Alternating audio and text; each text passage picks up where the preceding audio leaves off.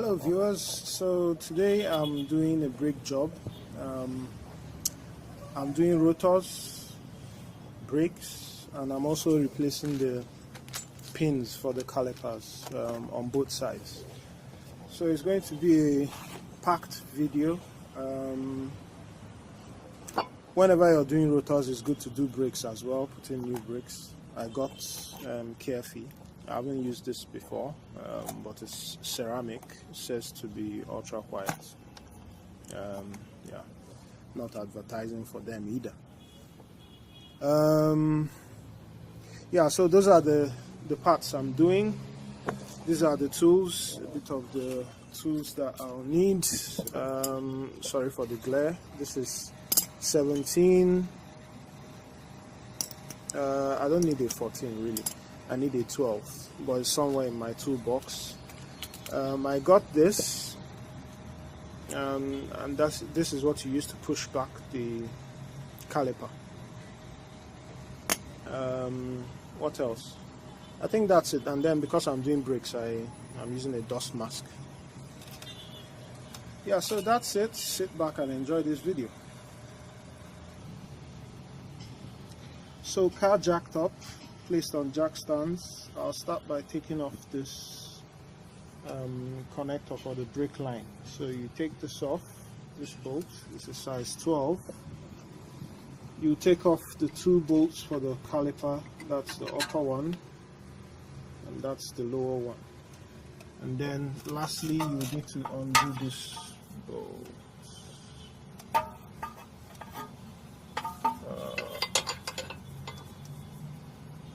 This one is a size 17, so just start doing those right away.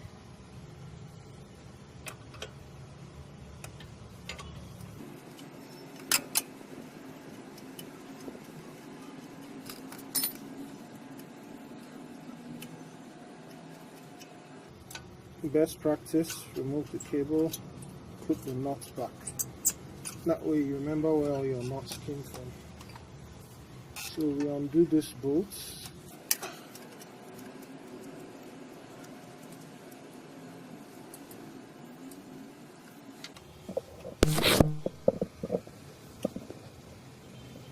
We undo the lower one.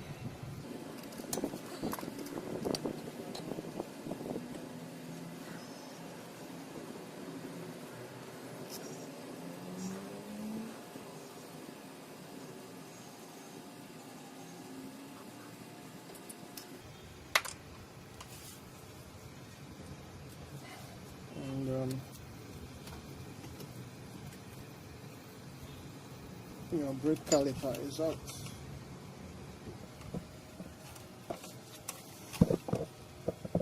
So once this is out, I just usually find a comfortable place for it. If you have a zip tie, that's good. Pass it through here and tie it to the upper control arm. But if you don't, like me, then just find a safe place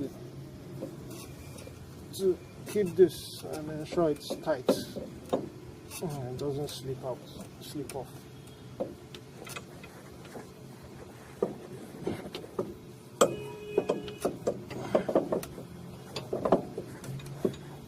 Yeah,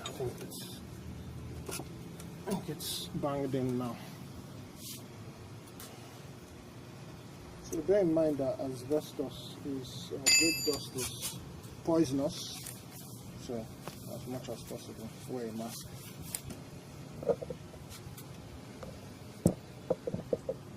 It's time to take off the caliper mounting bracket, which is that bolt.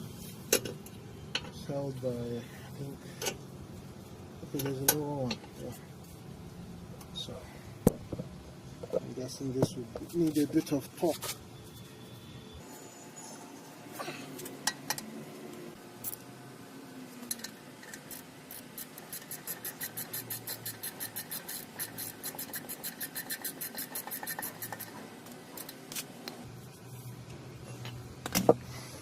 In the same manner, we go to the lower one.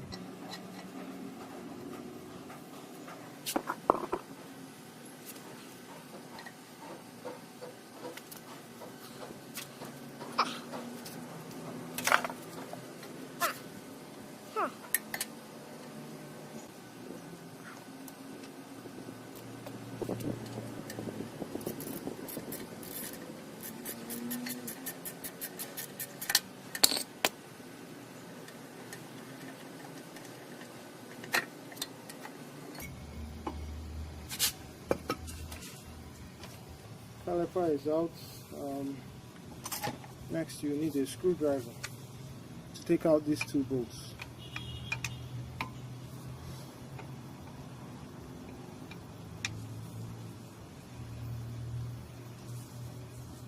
So these two bolts are usually very difficult if you're taking it out for the first time.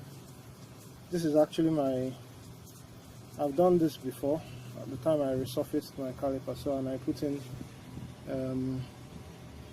put in some what's it called, anti-seize.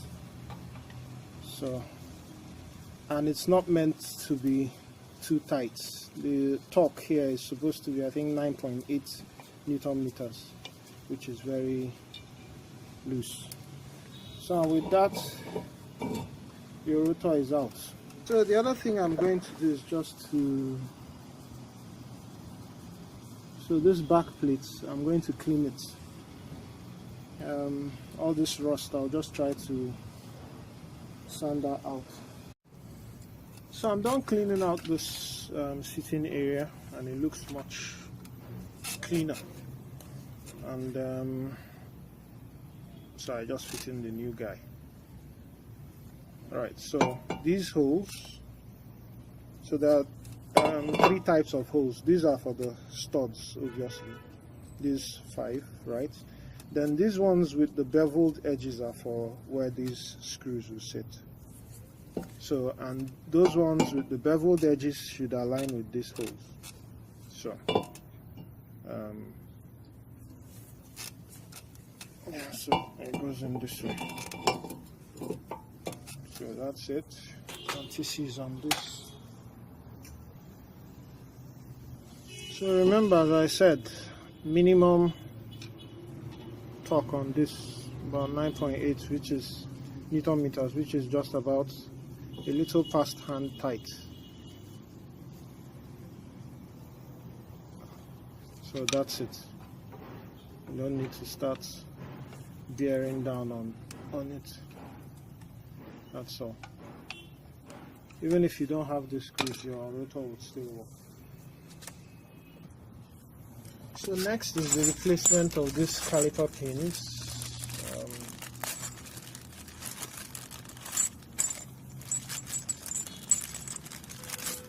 I got this from Dorman. I think off of Rock Auto, I think. Yeah, so bear in mind, so there's an upper one and there's a lower one, and they're distinct. So you can see these two. One has a groove at the end, one doesn't.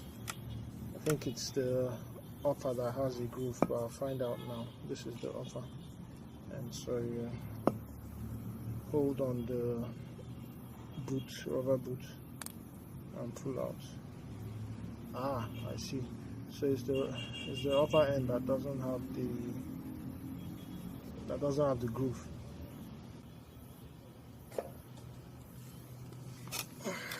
So and there's one grease I use for this super loop. Nice stuff. Wouldn't swell up rubber. So that's good for brake jobs.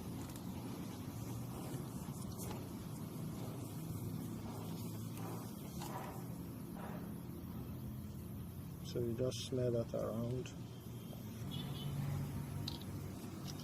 And that's it, in it goes.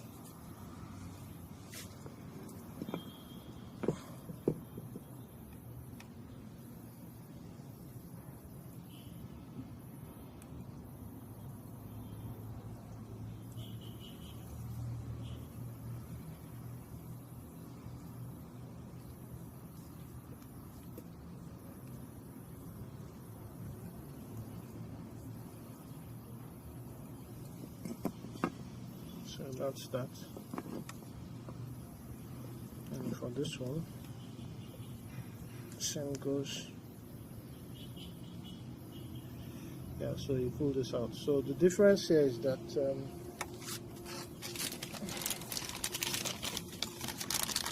I'll write this down.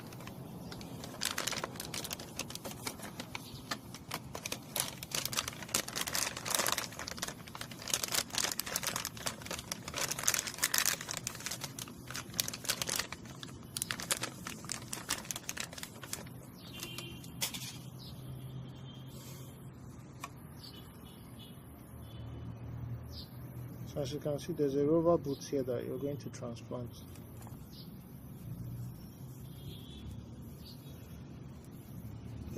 So that is out. Someone might ask why I'm actually replacing this it's in. Right. So now turning to the new brake pads. One of the first things I would recommend you do is on these this sliding surfaces, so use an iron brush, remove all the crude that is there.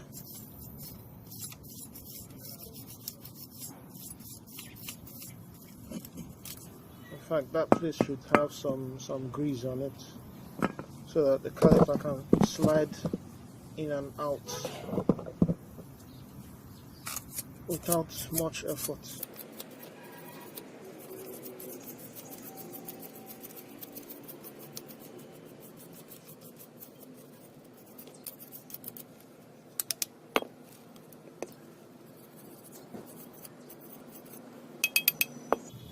Oh, it looks clean now.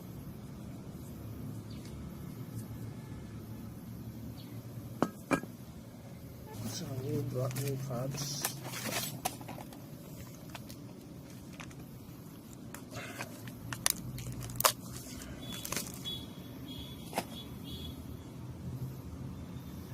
So the one with this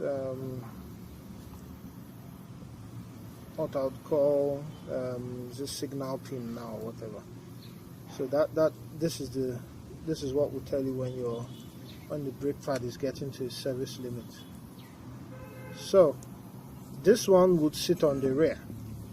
You're going to see that when I start fitting. So it will be on the rear side of the disc, so it will be on this side. For your brakes, good practice, always take out the shim, apply some brake lube, high temperature grease basically.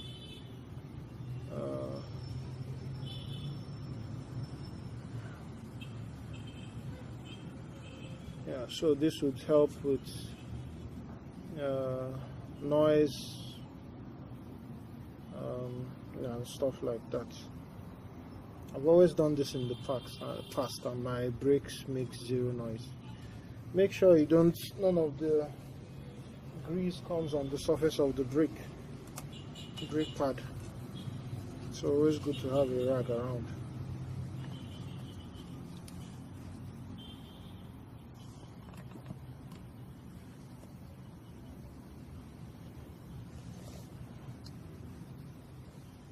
Snap that back on.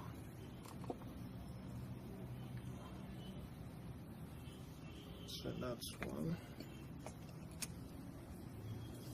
Same thing for the other side.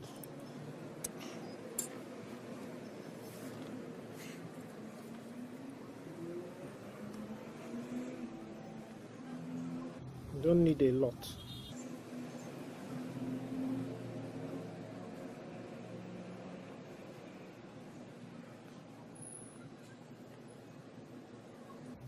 That's all you need, really.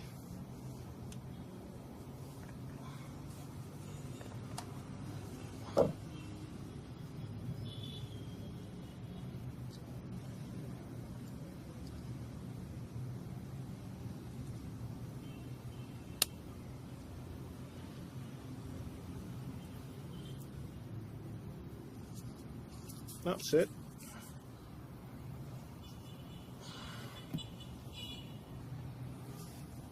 Apply some grease to these ends.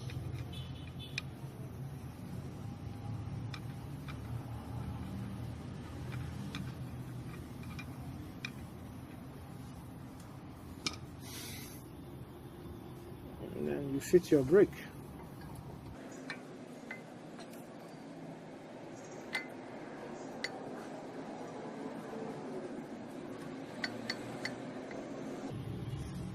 So that's it. Same goes to the other side. Goes for the other side. Um,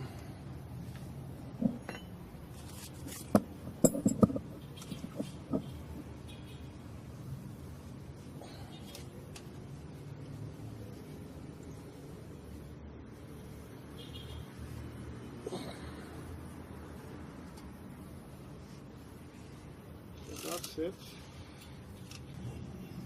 So for the brake caliper itself, I'm going to be using this tool to push it back.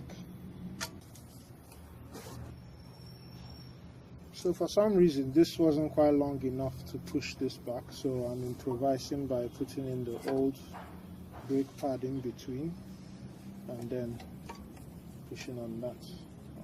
There. Let me see how this goes. Okay, and it's going in actually. Interesting. So and that's it really. Once you're done,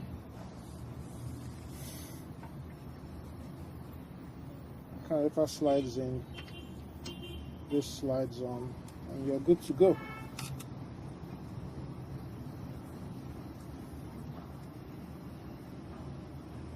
I have the torques for this these bolts pasted on the screen.